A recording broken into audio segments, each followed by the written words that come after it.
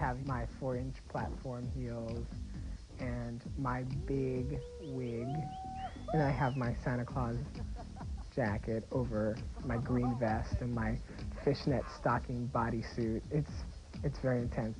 I'm in love with Angel.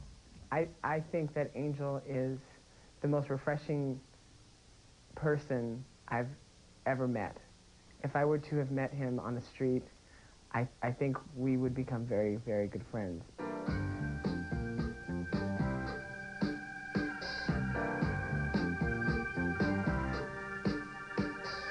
I love to shop. I live to shop. I love to go to vintage stores. Have I been able to do a lot of it? No, but when I do go shopping, I go shopping. I do some major shopping. Some damage is done. Angel has taught me more than any character has ever taught me. I mean, I've played characters that I felt I can breathe life into, and in this case, life has been breathed into me. I mean, I feel like he has changed my outlook on the way I go day to day and how I handle my life now. It's a completely different world for me now because I don't take anything for granted. My family is very important to me.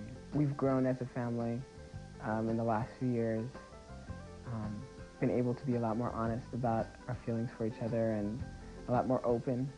My father and I are much closer now than before I came out to him, because before I came out to him, I would avoid him because I didn't want him to know that I was gay. But now that he knows, you know, I can talk to him about anything, and I can be myself around him, and I can do that because I know that he accepts me and he loves me for who I am. And I could not have said that a few years ago. So a lot of credit for that goes to him, for being able to open himself up to loving his son as much as he does. Every time I open a magazine and see a picture of myself, I think of my mom, because I know how proud she is of me. And I don't know, I think that makes it real for her and for me. It legitimizes what I've been able to do. And she worked really hard to get me to where I am. So, you know, I just think, wow, you know, I got to do this for her. My name is Tom Bartlett. I'm the stage manager with Rent, and I'm standing in front of the sculpture, which was designed by Paul Clay, and it looks a bit like a junk pile, but it is in fact a set piece and a sculpture, and it's climbed on. That was actually an idea of Jonathan's, that he wanted the sculpture to do a variety of different things. One of his original inspirations was a wooden sculpture that's like covered with all these stuffed animals. Amazing, like 3-story sculpture that's in a garden here in the East Village. Coming up through here, do you want to walk with me? You've got a step up here. This is the back wall of the set. We're going to go through. This is one of the actors' entrances, and we're now upstage of the set. And this is where we have some wardrobe, and we have props. A prop man, Milt, getting ready for the show. We also have, for Angel, we have a total makeover. Angel comes off and gets a wig, total makeup, and a new costume. The band is underneath here. Unlike most musicals, Rent's band is on stage. The band platform, inspired by a building across the street that was under renovation, like wandering around in it, like the loose open timbers and walls stripped away. And so it's sort of like it's like a garage band and they're in a basement. I think having the band on stage for the cast is very exciting because the band is right there. And the conductor sits, Bob Sprayberry, our music director, sits right here, and he conducts a lot with his head.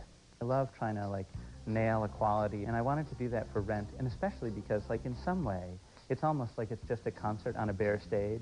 Like it's really about the people singing these amazing songs. It's a pleasure to just be up there in the middle of it. And you know when you hit this chord, this sound's going to come from behind your back. That's just going to, lift you off your seat. How do you document real life when real life's getting more like fiction each day? Headlines, breadlines blow my mind, and now this deadline, eviction or pay rent. It goes from the opening number Rent, which is really, you know, eighth note rock and roll, just really bombastic. And there's a kind of like a calypso groove. There is the disco type thing in it. And the more I listened to it, the more subtleties I got from his rhyming patterns and from his choice of words and from his musical interpretations, I think were astonishing, really. Time flies, time dies, glory.